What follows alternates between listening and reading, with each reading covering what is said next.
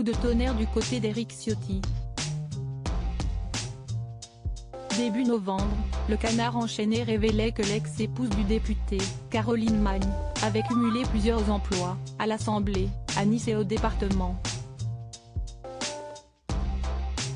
L'élu des Alpes-Maritimes avait alors répliqué, s'estimant bassement attaqué.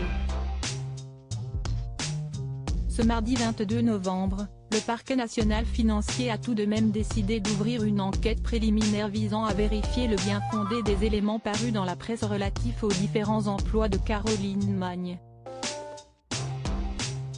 Ni une ni deux, le questeur de l'Assemblée nationale, qui a longtemps collaboré avec son ex-femme, a tenu à répondre à cette annonce dans un communiqué.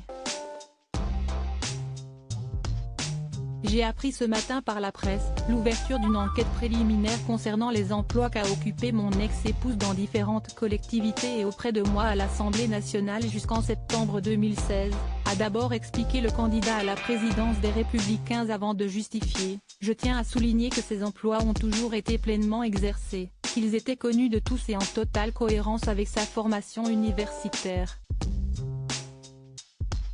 Je ne doute donc pas que cette enquête permettra de confirmer tous ces éléments.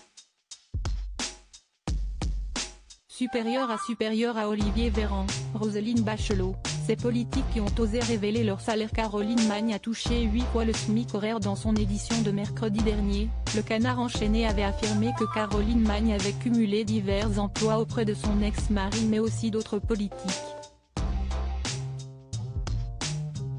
Il s'agissait notamment d'une fonction d'attaché de presse de Christian Estrosi, de celle d'attaché parlementaire d'Éric Ciotti à partir de 2007, mais aussi d'un poste au conseil départemental des Alpes-Maritimes, dont son mari de l'époque avait pris la présidence en 2008.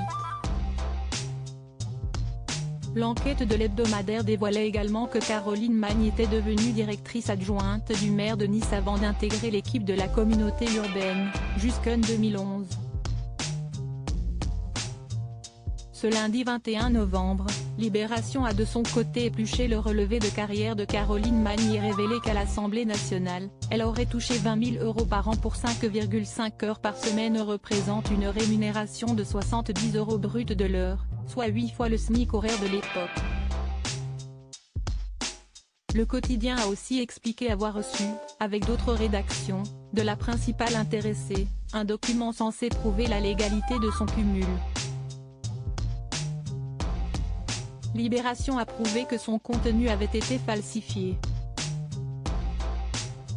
Crédit photo, Bruno Bébert Best Image. Voir la suite de l'article.